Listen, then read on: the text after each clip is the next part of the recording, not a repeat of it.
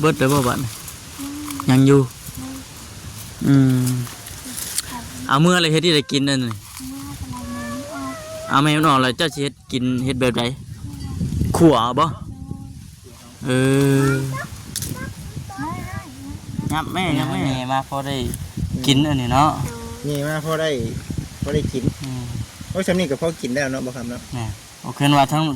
น้องคนไปเบิดมือนี่ก็สิได้หลายกว่านี้เบิ่ง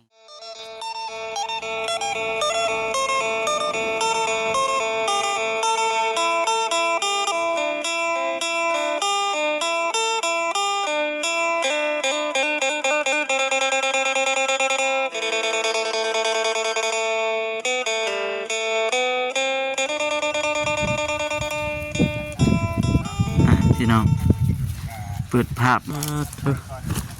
เบรกไม่เซ่เงี้ยไข่มดแดงคนนั่นกระตาไปน้ำเลยพุ่น อันนี้แกยังบ่ทันได้เคยเข้ามาไทยทางน้องเพิ่นจักเถื่อได้เถื่อเลขทักทายสบายดีเด้อพี่น้องเด้อเนาะ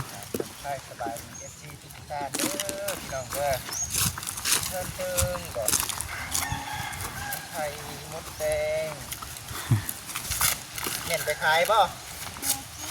ไปกินบ่แม่นกินผมจะลงป้าบ่ลงนี่เป็นยังไงน้องกิ๊กน้องกิ๊กบ่ซื้อเจ้าน้องกิ๊กเนาะสบายดีไปทางไหนมันตึงเลยบ่เนาะยามนี่เนาะมีแต่ไข่ปลายมันเลยเนาะแต่พี่น้องเลยเนาะไปมาคำสบายดีเด้อแม่สบายดีรอบังก่อนน้องยังผูกไปก่อนนั่นน้องตี้น้องปาตี้น้องสาวจะบอกน้องเด้อโอ้ตัวดูหาได้บัตรหาซองแล้วบัตรสิมีบ่เนาะฉันเห็นนะพี่น้องเลยมีล็อกว่าฉันถ้าว่าฮอดยามมันจะเท่กับช่วงไหนเนาะช่วงเดือนยังก็เนาะประมาณเดือน3เดือน4วะประมาณนั่นแหละสักไก่ยามเดือน3เนาะฝนตกค่ำพอดีไข่มดแดงตึงเห็นบ่ช่วงนั้นบ่ช่วงเดือน3ต้องทำดิทำดอกม่วงทำดอกอย่างนะทำดอกม่วงบ่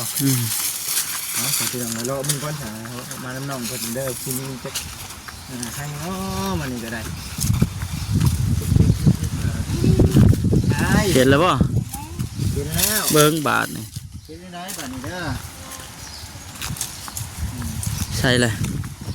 ยังก๊กบ่าป่ะมันยังก๊กอีกอย่างเลยมาไปหาไปเลยอึบอ๋อต้องเอาเสียบเลยให้อันน่ะหางมันน่ะคือบ่เห็นหางมันเนาะนี่มันเฮียโคบแล้วนี่เมื่อ10เลยเนาะ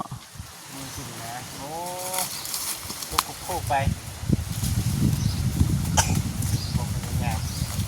โอ้มีอยู่ไม่ใช่ถือกระตาใช่ป่ะนะน้องอันกิ๊กถืออยู่เนาะโอ้มีอยู่ได้น่ะตุกอยู่เนาะใช่อยู่มีอยู่คนแดงสบายดีเจ้าซื้อยังฮะซื้อตี้น้องตี้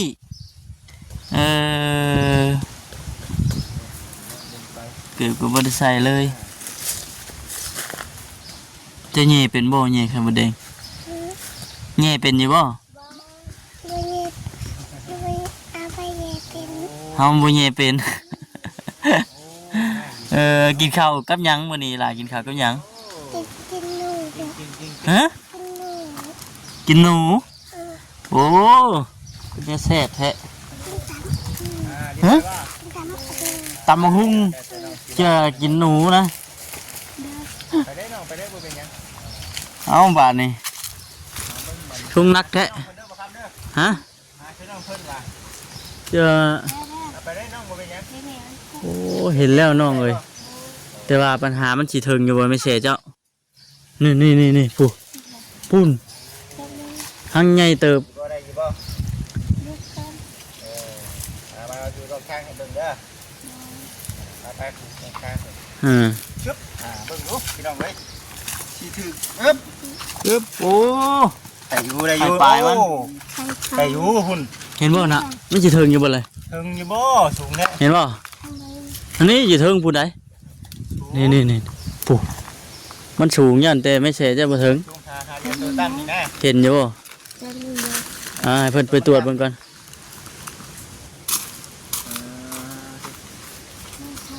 สูงเนาะมันบ่เทิงกะไปหาตัวใหม่ของเย็นอยู่บ่เนาะ เพิ่นอยู่แค่ป่าแค่หยังนี่หากินของธรรมชาติเนาะ กินของธรรมชาติไป จ้อยก็หาขุดแมงกินออกกินนู่นไปแล้วนี่จะหน่อยก็ได้ เบิ่งเด้อหมดแดงมีสิหัวได้เขาต้องย่างตามหลังน้องตี้ทุกมาแซมสิกันเลยน้ำกันอยู่นี่เต้น้อยเลยแม่นบ่น้องนี่อยู่บ้านนี่จ้ะมีเงิน บ่มีเฮือนเลยก็เลยยังพากันอาศัยอยู่นี้ติ ตลอดเลย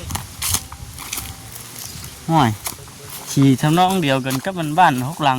เข้าไปเมื่อนั้นแหละ นอนอยู่หน้าตลอด นอนอยู่หน้าประจำเลย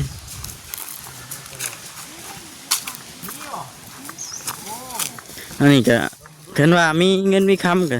สามารถออกไปอยู่นอกหรือว่าเข้าไปอยู่แถวในบ้านพวกก็ได้คือกันพี่น้องต้องได้ซื้อที่ดินที่ดอนเลย โอ้สองห้างน้อง โอ้2 หั้ง3 หั้งนี่ก็พอแล้วนี่พอได้กินเลยนี่ จะเห็นยังบ่สองห้างคุณบอก โอ้ยมันหมูแดงคู่ใช่เด้อคนหน่อยนะ มันได้ตัวนี้เนาะกำลังปึ๊บโอ้เฮียจัง เดี๋ยวว่าจังไหนมันเตยก็ได้เนาะจะมาให้ โอ้ยลมซ้ำเนาะนี่ไข่หมูแดงมาถือช่วงลมซ้ำพี่น้องเลยอ๋อถึกเทศนี่ ไอ้เนาะ มันหนักลมดิ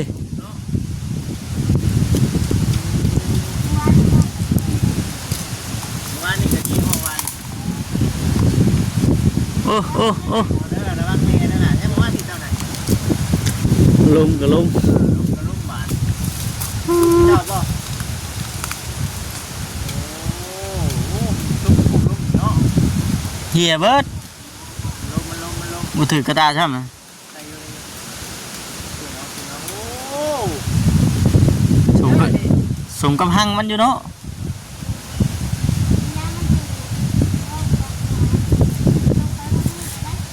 บ่แล้วมันซุ่มเจ้าก็ไปบ่นมันซุ่มใส่เขาเนาะ ลมเลยยัดนะแม่นั่งยัดแม่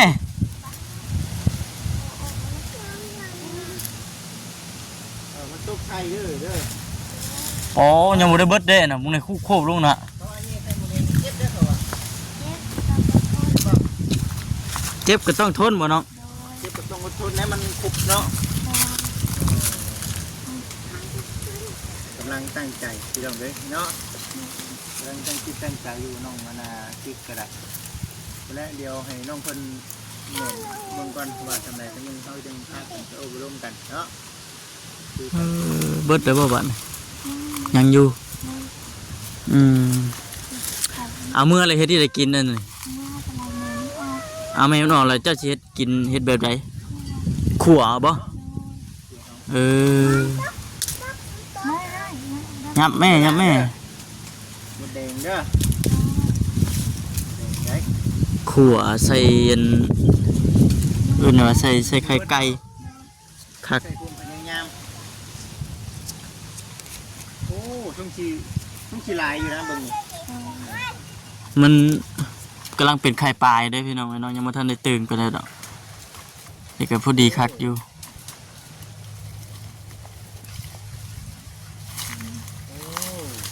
หางตัวนี้คือสิลายอยู่เนาะหางตัวนี้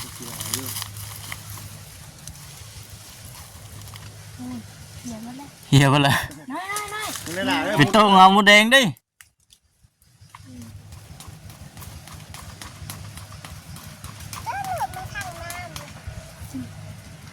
รถมาดอก รถมาทางน้ำใช่น่ะ น้ำไผ เจ้าน้ำบาดาลบ่ โอ้ย โอ้ เจ้านะ โอ้ยใบดีเจ้าเลย โอ้ทางไงดีโอ้ดีได้แล้วสัน ข่าวใหญ่แล้วฉันเนาะวันนี้ นี่อย่ามา เดีย แล้ว แล้วบานนี่ โอ้ย คือว่ามีโชคมีข่าวใหญ่เข้ามาอันเห็นทั้งน้องกิ๊กเพิ่นอีกพี่น้องเอ้ยเนาะทางบริเพิ่นสิเข้ามาเจาะน้ำให้ เบิดบอก เดินมาหลัง ยังหลายอยู่แต่เดียวเนาะ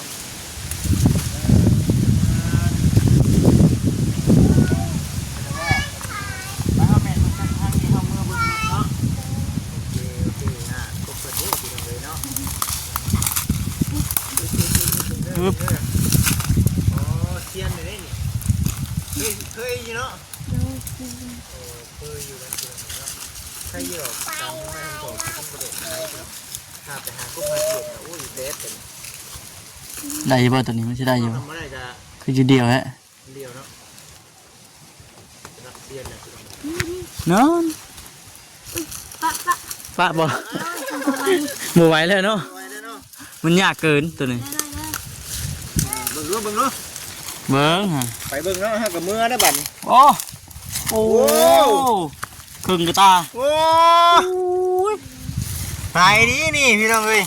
ของหังพวกกินเลยเนาะ กินเลยเจ๋งแค่นี่น้องกิ๊ก อืม เคยดู น้องเคยหาอยู่ป้าจะป้า คนเคยหาเนาะคนเคยหา โอ้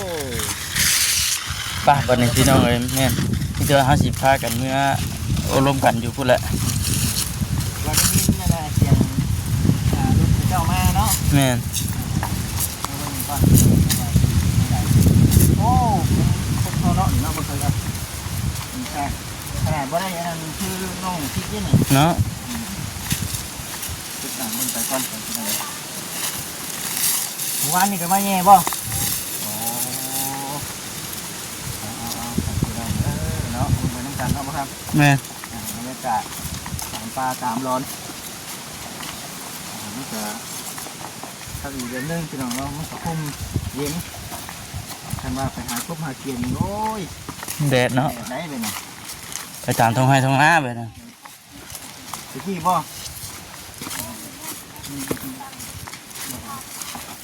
ตอนนี้มันน้องเพิ่นอยู่ป่าอยู่ดอนอยู่ให้อยู่หน้าต้องเจออะไรมาเดี๋ยวคุณอยู่คุณถึงหาตามธรรมชาติอยู่ แม่น คุณมึงที่เราหาคุณอยู่บ่นี่อ๋อคุณมึงที่เราหาคุณ ยามเฮ็ดออกนี่คือสีลายคักเนาะ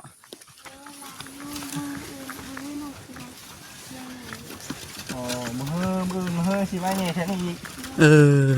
มืดนะของกินแทนนี่พี่น้องเลย กินตามป่าตามดอนว่าซั่น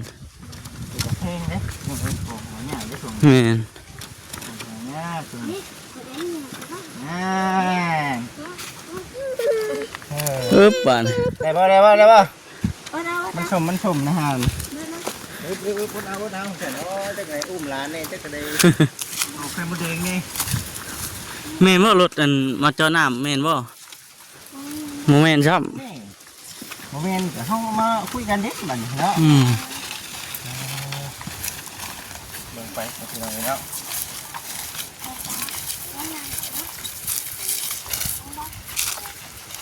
ไปไอ้เฮือนบ่น้องอยู่นะ เพื่อนก็แม่นหน้าก็แม่น บ่มีเดินเฮือนเนาะมีเจมาอยู่นั่นก็ถือแล้วก็เนาะ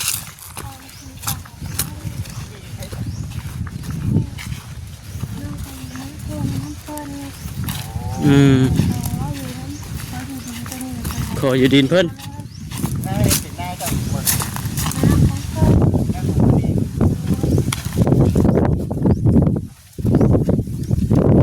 ว่าให้หน้าแต่กล้าเอาไปเฮ็ดมันก่อน อืม ขอเฮ็ดหน้าเขาเจ้าได้เข้ามาก็เอาเขาเนาะแม่นบ่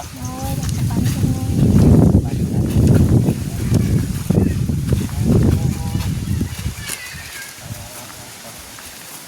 ไปน้ำกันใจเข้าแล้วไปตายแล้วเอาไปก่อน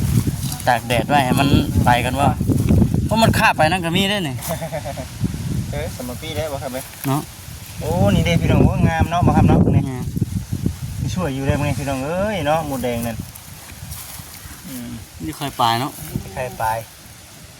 เบิ่งวิธีน้องเพิ่นเอาเพิ่นว่าเนาะ แม่ อ่า เราไปชิไปถกใช้กระโตกเนาะบัดนี้เนาะ เบิ่งเด้อ โอ้ยไปเบิดละพุ่นพากระตูนอยู่ ตึ๊บตึ๊บเราเบิ่งพี่น้องเอ้ยเนาะโอ้เนี่ยบัดนี้ได้แม่น้องบ่บัดนี้ บ่คำเบิ่งออกทั้งแม่ทั้งลูก เอาเบิ่งตามสูตรเพิ่นพี่น้องเนาะ เออ โอ้เอาแบบนี้เลยนี่เนาะ สองหั่ง สองข้างพี่น้องโอ้เอาไล่แบบนี้เลยนี่เนาะตามพี่น้องเพิ่นเคยเฮ็ดพี่น้องเลยเนาะ แม่น โอ้ข่าวกระตุ้นรุ่นนี่เนาะครบตีเนาะเจ็บเด้พี่น้องเอ้ยโอ้หาเห็นบ่ เออ ใหญ่แล้วบัดเจ็บแต่ใหญ่แล้วบัดแม่มันหลาย แม่มันหลายเนาะ โอ้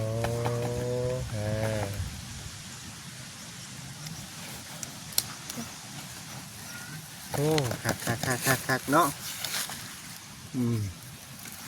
ก็สิบ่ลายปานใดบัดนี้เนาะฮะ ออกบ่ได้เด้ บ่ครับเห็นบ่ แม่น นี่เด้คือโอ้คักแค่นี่เนาะงามอันนี้บ่ บ่อนอยู่บ่อนเช้าทางนอกเพิ่น เอาได้นี่เนาะ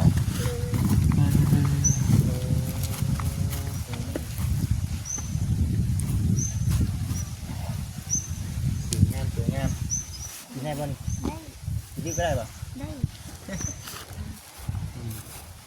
ครบได้ เหม็นไข่มดแดงพี่น้องเลยเนาะนี่ก็เก่งแกงใช่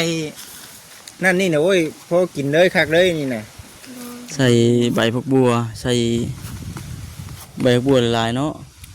คักเด้อ งานโอ้ แป๊บเดียวนี่พี่น้องเลยเนาะสองห้างหนึ่งเลยนี่นะถือว่าเก่งนะพี่น้องเนาะ เพิ่นเคยไปหาเนาะ น้องเพิ่น เพิ่นเคยไปหาก็ถือว่าได้ไว เนี่ยไข่มดแดงโอ้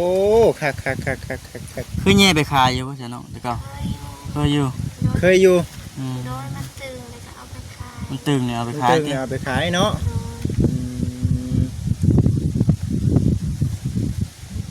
อันนี้เฮาแย่มาพอได้กินอันนี้เนาะ นี่มาพอได้กิน อืม โอ้ยสำนีกับพอกินได้แล้วเนาะบ่คำเนาะ นี่โอเคว่าทั้งน้องพุ่นไปเบิดมื้อนี่คือสิได้หลายกว่านี้เบิ่ง ได้หลาย เนาะ นี่นี่ไปแป๊บเดียวนึง ไปแป๊บเดียวแย่สองหั่ง บ่พอ20 นาทีครับ แม่น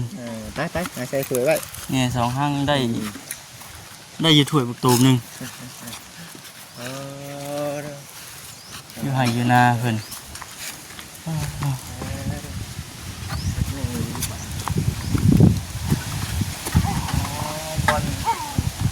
บนเห็ดกินแน่นี่เนาะ อืม บนน้องเพิ่นกินอะไรนี่เด็กโอ้ได้ข้าวถ้วยหนึ่งเนาะโอ้คักได้ข้าวถ้วยหนึ่งบุญเอฟซีเด้เคยไปหาแม่นอยู่บ่แบบนี้เคยไปหาเฮอยู่บ่เนาะ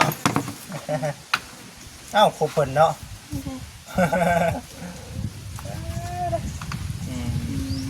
ไว้ ไว้ก่อนมาคุยกันอยู่ที่บัดนี้พี่น้องเนาะพี่ไปเล่นเลยเฮาก็ได้